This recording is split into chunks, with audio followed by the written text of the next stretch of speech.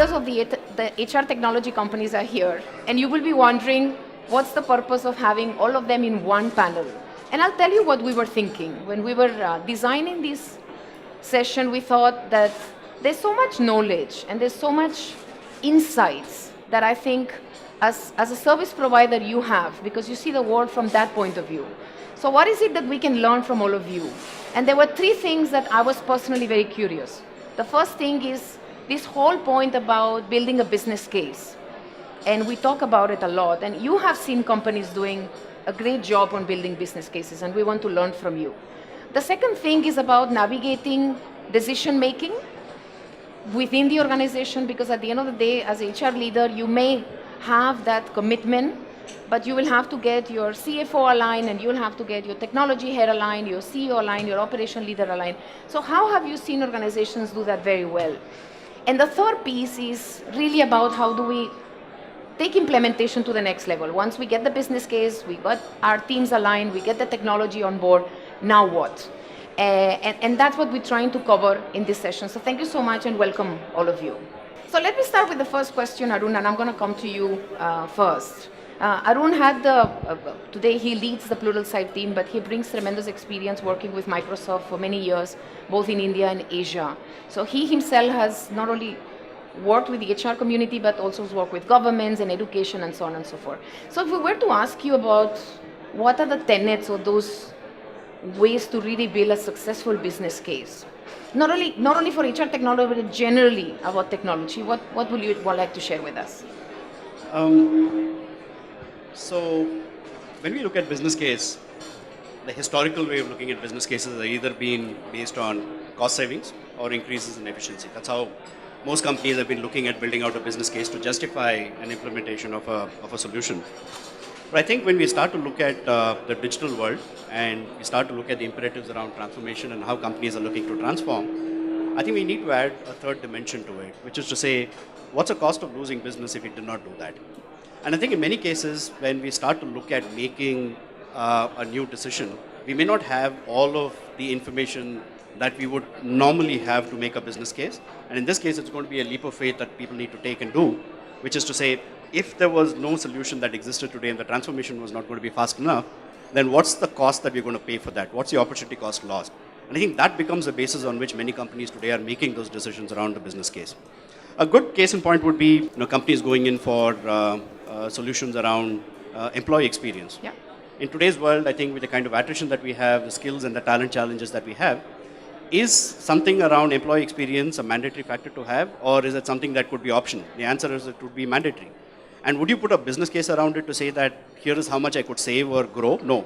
I think the answer is that I would probably lose a lot of money. So I think we also need to orient ourselves to be thinking about business cases very differently from an old world model that we've been used to.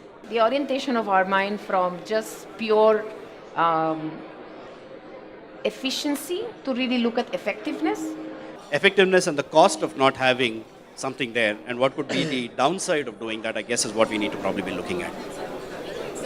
The group, anybody who would like to share an example of some of the clients that you had the opportunity to work with, whether it's in India or globally, that actually you learned and you looked at them as a beautiful case study of how to build business case.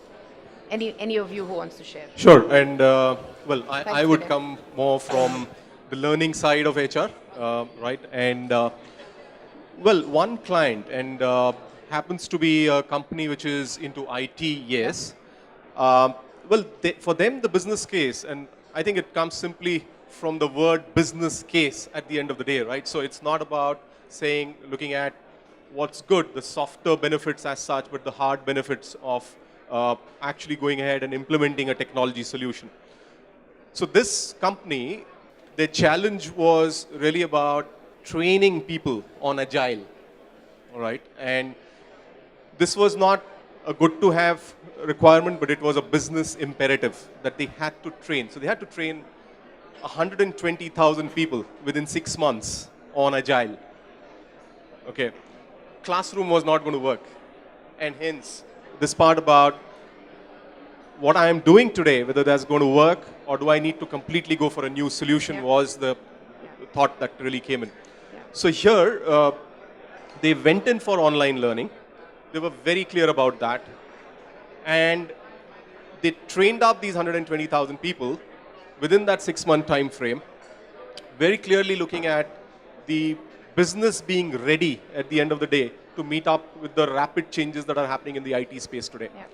And this model is now getting replicated in everything that they're doing in digital as such. Yeah. So Yeah. that's an example there in terms of really, say, the cost of no change Yeah. Yeah. was higher Yeah. than the cost of change, Yeah. the way they looked at it. That's right? wonderful. So it's necessity equals business case Exactly. in many ways. Yeah. So it's great to hear it from you, Vinay, because Vinay not only has work in the product side, but he's also been a professional working on the other side. So probably you had to build a lot of business cases when you were working with your organizations as well. Thank you so much. Any other example before I move to the next question? So, since there are a lot of people here from the HR, and we being in the talent acquisition space, so I'll just kind of try to connect the dots out there. And taking your point forward, if we are looking at building a business case for, say, technology and talent acquisition, there are two fundamental things what we can look at. One is, say, by using technology, if our average time of hire is, say, 60 days for different positions, and by using technology in sourcing and talent acquisition, if we are able to reduce this time for acquisition or sourcing the candidates, say, to 30 days, and we are hiring, say, 500 people over a period of 1 year, so what are we doing for the business? We are doing, or we're getting 500 man-months additional work done for the organization. And then try and translate that to the amount of effect it can bring to the top line of the business. If we are able to connect those dots and measure this qualitative input of 60 to 30 days and then quantify it to the impact on the revenue at the top line, is really going to make sense, and everyone will seemingly look to agree on to that. Or on the other side, when we go to the post-hire scenario, or when we go to the workforce management scenario, by using various tools like performance management or maybe learning and development, etc., if we are able to reduce the attrition by, say, 10%, now understand the cost, what we are going to save, the cost of acquiring new candidates, then getting them on board, training, and bringing them at par with others. If we calculate the whole cost which we need to invest into that, that simply gets reduced by, say, 10-15%, because the impact, when you convert it into the effectiveness or the impact of that whole process, it is going to be much more than the actual cost saving what you will be doing out there. So all the qualitative measures, what we do in the process of, be it sourcing, talent acquisition, or post-hire, L&D, performance management, payroll, etc., this all needs to be quantified, and that quantified effect needs to be shown either in the top line or the bottom line. And if you are able to do that, your business case is good to go. So that's very simple. One-on-one masterclass of building a business case. So opportunity cost, necessity, hardcore metrics, and impact to top line, bottom line.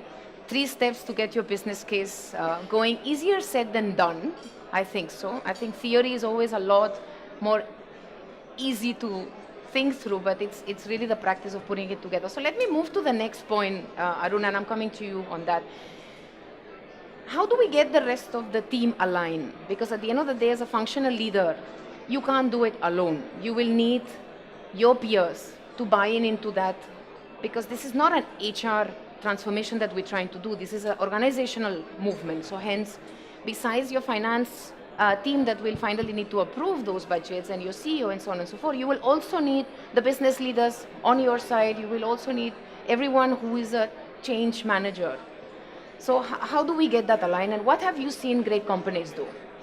So we work in India with many organizations, and the organizations where an HR is a credible storyteller is how you navigate within that. And when I say credible storyteller is, let's take living examples. One of the organizations just across the road is the largest telecom player in India. The HR story was in terms of bringing capability to the last mile. And that was the business which they want to drive. And once you understand what business objectives are, and then you buy technology where talent outcomes are aligned to that business objective, the ROI is given. We don't even talk about ROI. I know bottom lines, I understand learning, agility, but if what purpose you're trying to do and why you're buying technology, that solves that one. For example, the person in Guwahati wants to be onboarded and trained and be productive and selling value-added services, which the organization is trying to sell back in that state. How will you do that unless until you have that story that, wow, the people are going to be onboarded. It's not an onboarding problem. It's a learning which you want to see as to how people are productive. So once you become a credible storyteller, and then you can be able to convince across business functions. That's what we have seen people who have done it. They have taken the ROI back, and nobody talks about ROI because you actually are impacting business, which one of my panelists also alluded to. Credible storyteller and aligning that story into what matters to the business. And then nobody will ask about ROI. Wouldn't that be awesome? Because as many conversations, and I have with so many of you, the whole point about ROI, we kind of like obsess with ROI because that's what everyone asks us all the time. So you're saying don't bother about ROI. If you have a story and that story is aligned to your business objectives and that talent outcomes, what will align those business objectives, I haven't seen any CHRO talking about an ROI to us. Yeah. Thanks, Arun. So Adil, you have been on the other side. And you have been an entrepreneur and you have been a recruiter yourself, and now you're on the other side. What are the qualities of those HR leaders that are able to navigate through all these complexities that we are talking about? Can you give us a picture of that leader? What does he or she do? What does he or she look like? So I think there's one fundamental quality, and I'll get to that in just a bit. But fundamentally, I think the leader needs to understand and talk business. If you're able to correlate and look at your business leader in the eye and talk business, it's really that simple. To kind of prove this point, I mean, if you look at business today, it's witnessing a series of mega trends. On the technology side, really, systems of insight technologies are kind of fusing with systems of engagement technologies, with the base layer as the cloud to kind of set up the infrastructure going forward. Now, if you're able to look at a technology leader and talk to him or her about these and how he or she can build qualitative teams that can go out and execute these, he's going to listen. So for example, Satya was here from Reliance Jio, and he was spending some time talking to us yesterday. He's a customer with us for the last 1 year. And you know how Reliance Jio is kind of crushing people out there when it comes to competition. But Reliance Jio had nothing to do with telecom for the last 3-4 years. There have been players who've been doing this for the last so many years. And they had to build up teams at scale in less than 3 months' time. That's how they kind of operate. Now to do that, if you look at the way Satya leads teams, the guy is hobnobbing with business leaders all the time, walking the talk. So if you're able to understand whatever frame of mind your business is in, which is talk in terms of quotas and sales achievement if you're in sales, talk about demand metrics if you're in marketing, or pure technology when you're looking at stuff like AI and machine learning, I think you can pretty much nail it. Thanks, Adil. And I'm going to go to the next segment of questions. But before I do that, any question from the audience on business case, navigating decision making? Any questions from the audience? Okay, we have a question here. Any other question? I want to see that we have any other one. Okay, so just one question. I am Mani Janaki Raman. The question that I have is, many times I hear, even if you have a business case, the decision making gets mired up into red tape and all the bureaucracy. In your experience, is it all rosy as we talk about? Can I take that? Yes, please. Okay. I think most of us today know that the decision making in companies, especially when it comes to buying technology, is becoming more and more complex, right? And there is this thing about trying to get a consensus. There are multiple stakeholders that are involved in that decision making, right? And at this juncture, let me also let out a secret. I don't know how many of you have read this book called The Challenger Customer. It's from the CEB folks. Yeah, Brent Adamson is one of the authors there. And it essentially talks about this conundrum of consensus buying, right? Well, frankly speaking, at times, consensus can be a trap. It can lead to you making a decision which leads to a suboptimal solution that you're buying, rather than actually what is required for your business, right? So what we see, and as HR leaders, at times you will have to not try to build that consensus. Pick up those people who are either your supporters, pick up those people who are skeptics, okay? Mind you, skeptics can become your best supporters if you're able to convince them. Yeah? Ones, right? They're the more passionate ones, they make the more noise. They are the ones who can actually speak up and actually take it up to the CEO and support you. Don't try to convince everyone to come on board, okay? And like what was being said at the pre-conference also, it's also about, well, if you cannot contribute, if you cannot actually join the decision making, do not become a roadblock at least, right? So if you're able to at least establish that with some of the people and only look at the ones who can actually help influence the decision, help you get that decision, that's enough. Thanks. Arun, you wanted to share. Just to add very quickly to what Vinay said, often buyers like yourself or decision makers like yourselves tend to take the onus of finding consensus at an individual level, right? So you're a lone horse trying to make that happen. We often see the best partnerships in terms of convincing people, organizations and decision makers within, happens when the buyer and the seller get together with a very transparent level of engagement that results in a partnership that can help justify the business case to the different decision makers. So don't go alone, that would be the first step. Second, we're all, we are the sellers and you're the buyers, right? So what are we taught as sellers? If we have to get better at doing business with you, we're told that if you're able to get customers to come back and share their business problems in an objective way, we can tailor solutions that can become much more objective to what you were asked. Often what happens is when the buyer puts on a veil of negotiation and says, I don't want to be transparent about my business problems, then the entire solution starts to break down. So I think it is important to do two things. A, if you can actually become as transparent as you can about the challenges you face, the sellers become much more objective about the solutions they can give, and make the sellers your partners, and then they will come back and partner with you to go back and build consensus. That's much more powerful. We've seen cases where our customers have taken us to the board and we presented solutions together, talking the language of the business, which actually has the issues, and we're able to objectify the challenges that can result or that can be solved through that. That has much, much more power in terms of actually getting consensus and decisions done. Thanks, Arun. Privilege here, you have a point. I'm completely very relevant points. I'm just kind of trying to put a small layer of operationalizing the piece in your businesses.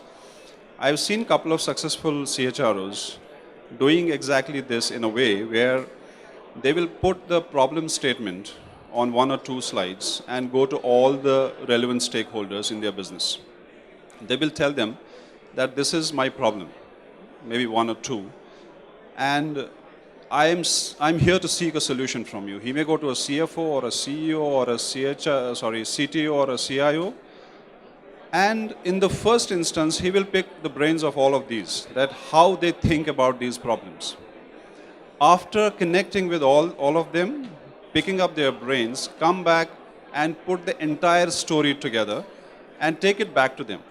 So when you put the entire story together and take it back to them, you're actually talking their language. So the buy-in from these stakeholders becomes quite easy. And this should be used as the first case of building a business, first step for building a business case. Thanks, Privilege. Yes, Arun. I just want to take a poll as to how many people are from HR and how many people are from IT in this audience? HR? IT? Okay, great. Little contradictory. It's an HR solution. You just need an appreciation of technology. So once that is there itself, that at the end of the day, this is not a CIO decision, it's a joint decision. And once you are clear on that, because you just need an appreciation. You don't, today technologies don't require you to be technologists to buy that. So when you collaborate, it's your decision. Don't give it back to the IT team itself. All the organizations which we work in, the CHROs, as rightly talked about Pramesh, he made the decision in partnership with IT. So it's an HR decision. Thank you. So we have one more question here. My name is Akshay. So you mentioned a good point around curating a story and linking it with business objectives and talent outcome, if you said, or talent objectives. Could you define talent objectives or talent outcome objectives? I missed the clear term. So, and link it with an example so that I can understand it so better. I was giving an example of, without naming the customer, one of the largest telcos mobile operator in India, based in Gurgaon. Their business objective was productivity. The outcome they want to draw was capability of people who are going to be on the last mile and how they're going to reskill and onboard that from what new services they're launching in the market.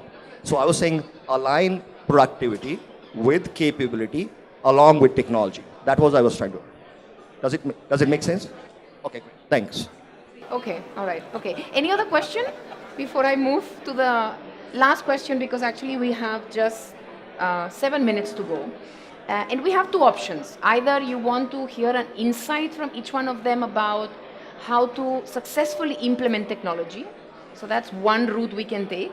Or the second route we can take is go deeper in this business case and alignment of decision making, and you want one advice from each one of them.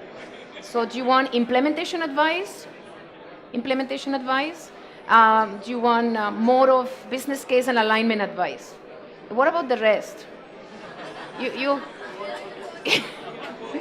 we want both, we don't have the time for both. So we'll go with the implementation advice, but the time is short, so I'll request you to go very short. Just give us one point on how do we really crack this usage, if I may say. It's not really about adoption, but usage.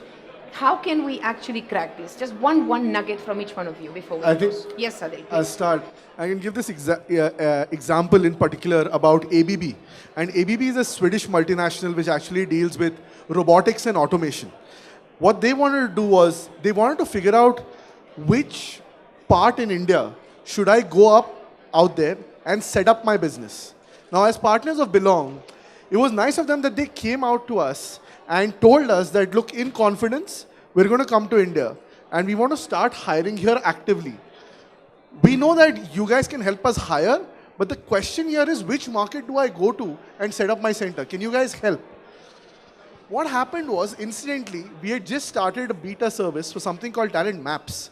And what that does is it tells you precisely what to start where, powered by data-based analytics.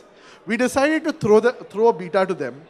And guess what? They basis that data, they took that data to their global team and actually decided that they're going to start in India because of reasons ABC. The bottom line here is, I think often we miss out asking for help from partners. Every decision does not have to be a commercial decision. Your partners are here to help you and partner with you. So I would say just ask for help. And if you ask for help, people are there willing to go out there and do stuff for you for free. And I know we all love free, but it doesn't really happen all that often. But if you have a partner who's really invested in you, they'll go out of their way to make things happen. I'm interested in examples as well on, because I know functional leaders will finally use the product. So if it's a recruitment product, then your likelihood that that leader will use it. I'm more interested in examples on the last mile, the employee actually using the technology. Right. So I'll just take a shot at it. Like you said, if there's a functional product, it will get used because there's no option for that. But if you take a product that somebody has an option to use or not use, that's when it becomes very difficult to go back and make it happen. So I would say two things very, very critical. A, it's very important to have a set of programs that are very strong, driven on incentives rather than a penalty to get people to use. Nothing works like recognition, nothing works like incentives. The more we try and step up the penalizing component of usage, things go downhill. So we've seen companies doing very well on utilization of any solution when there is an incentive-oriented, a recognition-oriented approach. And the second thing I would say is not everybody has very strong measures of success of what that implementation really means. So having that at the start of the program to measure success is very important. That can be broadcasted and shared with a wider audience. Going back to the earlier conversation, if we were to go back and build consensus, each one of those stakeholders needs to know how well it's running. So signing off on the measures of success with each one will become very critical to share progress. Only then things start getting implemented again. Thank you very much. Who wants to go next?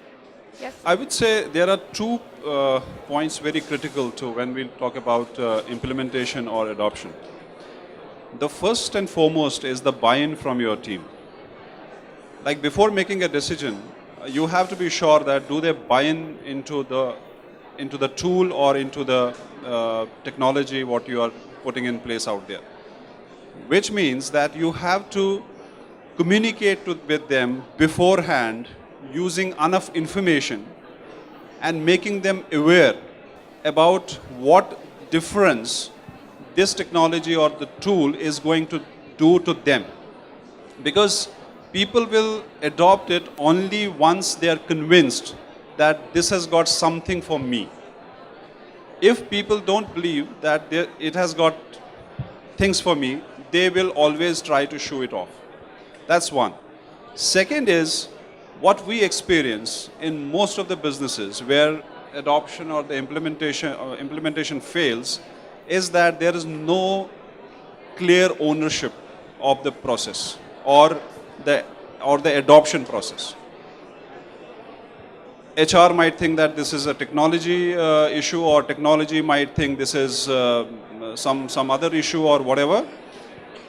The ownership needs to be clearly defined, and it should reside with one person or one team who actually drives it and consistently and at short duration of times measure it as to which direction it is going, taking us to, and subsequently share that success with the team so that they are also aware that how their work is getting impacted.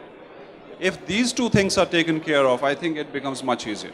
I think you asked for an example. I'll actually go back to the 9,000 customers that we work with globally. Okay, we do this annual exercise. It's a survey of what makes implementation successful in those companies. All right, and there are certain pointers that we have found regularly coming out from those surveys. When we talk about technology implementation, okay, it's not just buying technology and actually deploying it, right? It's actually also a cultural transformation that the organization is going through. Hence, what's crucial is the executive sponsorship coming in from the top. The CEO needs to also talk about it and promote, right? And hence, if you go to all your functional heads, your department heads, line managers, the ownership is not with HR or L&D. Line managers need to own this solution. Wherever this has happened, implementations have been highly successful. The other aspect is, while Arun talked about success measures, yes, they need to be there up front. You also need to ensure that there is continuous engagement and communication happening with the people.